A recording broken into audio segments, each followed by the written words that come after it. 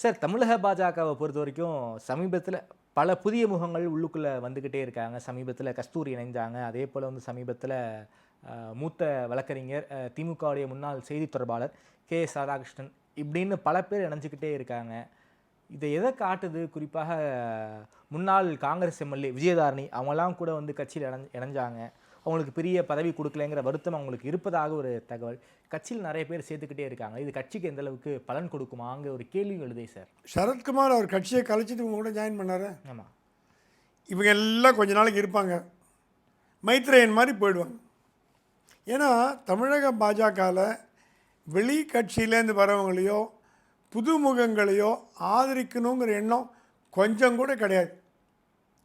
ஏங்க ஒரு பொறுப்பு கொடுக்கணும். ஏதாவது இப்போ குஷ்புக்கு எத்தனை வருஷம் கழித்து துணை இது நேஷனல் கமிஷன் மேலே கொடுத்துருக்காங்க, ஆல் இண்டியாவோட கவுன்சிலில் போட்டிருக்காங்க. நான் என்ன கேட்குறேன், கட்சி மற்ற கட்சியிலேருந்து இப்போது அன்வர் ராஜா என்ன பண்ணார், உடனடியாக ஸ்டாலின் போஸ்ட் கொடுத்தார். கலை இலக்கிய போடு கொடுத்துட்டார். மைத்ரேனுக்கு அடுத்து வந்துடும். ஸோ திமுக வந்து மற்ற கட்சியிலேருந்து வரவங்களை வரவேற்கிறது மட்டும் இல்லாமல் மரியாதை பண்ணுறது. ஏன் சார் மைத்ரேயனை சேர்த்தாங்க?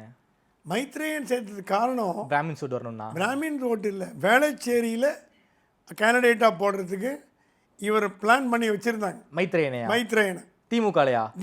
ஏன்னா வேளச்சேரியில் பிராமின் ஓட்டு அதிகமாக இருக்குது. என்ன சார் சொல்கிறீங்க? இப்போது ஒரு ராங் கன்செப்ஷன், மயிலாப்பூரில் மட்டும்தான் பிராமின் ஓட்டுன்னு ஒரு காலத்தில் பேசப்பட்டது. அது தவறு. மயிலாப்பூரில் கிராமணி ஓட்டு, எஸ்சி எஸ்டி ஓட்டு தான் அதிகமாச்சு. ஏன்னா மயிலாப்பூரில் இருக்கிற பிராமின்லாம் இடம் பெயர்ந்து நங்கநல்லூருக்கும் அந்த இடத்துக்கு போயிட்டாங்க. வெஸ்ட் மாம்பலம் போயிட்டாங்க, நங்கநல்லூர் போயிட்டாங்க, மணிப்பாக்கெல்லாம் போயிட்டாங்க.